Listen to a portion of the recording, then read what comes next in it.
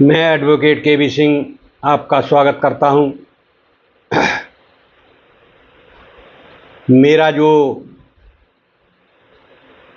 पठन पाठन का कार्यक्रम चल रहा है वो BNSS 2023 की धाराएं के ऊपर चल रहा है। मैं धारा 97 तक का वर्णन कर चुका हूं। अब मैं BNSS 2023 की धारा 98 के बारे में बताता हूं। धारा 98 राज्य सरकार को यह अधिकार देती है कि वह ऐसे समाचार पत्र, पुस्तक या दस्तावेज जिन्हें भारतीय न्याय संहिता की कुछ धाराओं के अंतर्गत दंडनीय माना जाए, उन्हें सरकार की संपत्ति घोषित कर सकती है और उनका जब्ती आदेश जारी कर सकती है। इस धारा के अनुसार राज्य सरकार ऐसे प्रकाशनों को जब्त करने के लिए नोटिफिकेशन भी जारी कर सकती है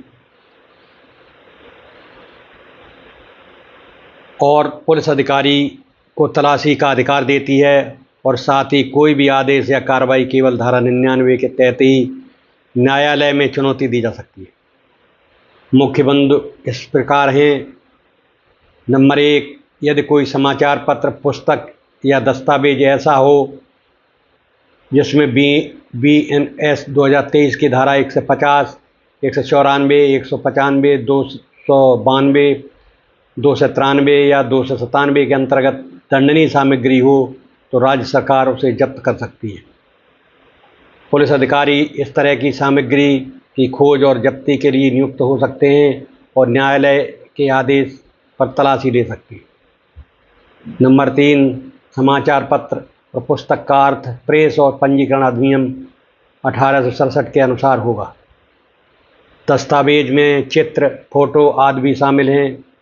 कोई भी आदेश केवल धारा 99 के अनुसार ही न्यायालय में चुनौती योग्य होगा। यह धारा प्रेस की स्वतंत्रता पर नियंत्रण की स्थिति में लागू की जा सकती है जहां सरकार को लगता है किसी प्रकाशन में असंगत या दंडनीय सामग्री है। अब मैं आपको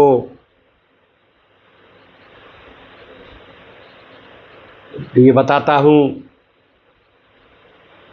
कि CRPC 1973 के किस प्राविधान से के समतुल्य ये धारा है। BNSS 2023 की धारा 98 का दंड प्रक्रिया संहिता CRPC की धारा 98 से समतुल्य संबंध है। दोनों धाराएं मूल रूप से एक जैसी हैं, जो सरकार को विशिष्ट प्रकार के प्रकाशनों को जब्त करने और उनसे संबंधित तलाशी के आदेश जारी करने का अधिकार देती है। BNSS की धारा 98 CRPC की धारा 98 के समान प्रावधानों को शामिल करती है, लेकिन BNSS में कुछ नई परिभाषाएं और संशोधन जोड़े गए हैं। इस प्रकार BNSS धारा 98 का सीधा मुकाबला CRPC की धारा 98 से किया जा सकता है, जो power of declare certain publication forfeited and to issue search warrant in respect thereof, जो इसके संबंध में है वो पूरी ताकत देती है ये धारा कि अगर कोई सामग्री सरकार के विरुद्ध है या सरकार के खिलाफ है, उसको पुलिस या न्यायालय उस प्रकाशन को, किताब को, उस सामग्री को जब्त कर सकता है।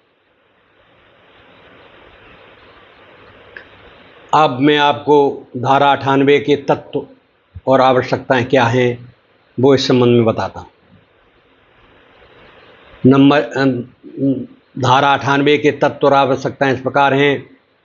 नंबर 1, प्रकाशन की दंडनीयता। धारा 98 के अंतर्गत वे समाचार पत्र, पुस्तक या दस्तावेज आते हैं जिनमें ऐसी सामग्री हो जो BNSS 2023 के किसी प्रावधान जैसे धारा 150, 194, 195, 292, 293, 97 के तहत दंडनीय हो। यह सामग्री असंवैधानिक, अश्लील या देश विरोधी हो सकती है।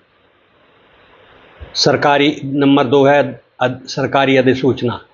इस धारा का दूसरा जो तत्व है वो है सरकारी अधिसूचना। राज्य सरकार को इस तरह के प्रकाशनों को जब्त करने के लिए नोटिफिकेशन जारी करना परम आवश्यक होता है, जिसमें ये बताया जाता है कि यह प्रकाशन गैर कानूनी घोषित किया गया। नंबर 3, तलाशी और जब्ती का अधिकार। पुलिस अधिकारी या नियुक्त अधिकारी को ऐसे प्रकाशनों के खिलाफ तलाशी लेकर उन्हें जब्त करने का अधिकार प्राप्त होता है। नंबर 4, न्यायालय की अधीनता। इस धारा के तहत जारी आदेशों या कार्रवाई के खिलाफ केवल धारा 99 के तहत न्यायालय में चुनौती दी जा सकती है। पांचवा तत्व है वो परिभाषाएं हैं। समाचार पत्र और पुस्तक की व्याख्या प्रेस पंजीकरण अधिनियम 1867 के अनुसार की जाती है, जबकि दस्तावेज में चित्र, फोटो आदि भी शामिल है।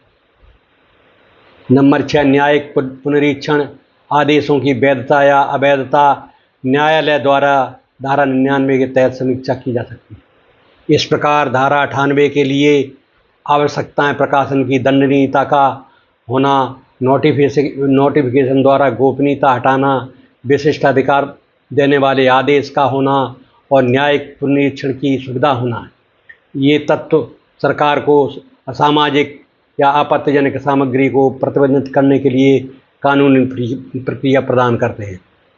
यह धारा प्रेस की स्वतंत्रता पर नियंत्रण के दायरे में आती है और दंड प्रक्रिया संहिता की CRPC की धारा 98 के समतुल्य है, जिसमें इसी प्रकार की जब्ती और तलाशी के अधिकार दिए गए। इस प्रकार आपने देखा कि धारा 98 क्या है और इसके तत्व क्या हैं। अब मैं धारा 99 के संबंध में अगले वीडियो में आपको जानकारी दूंगा।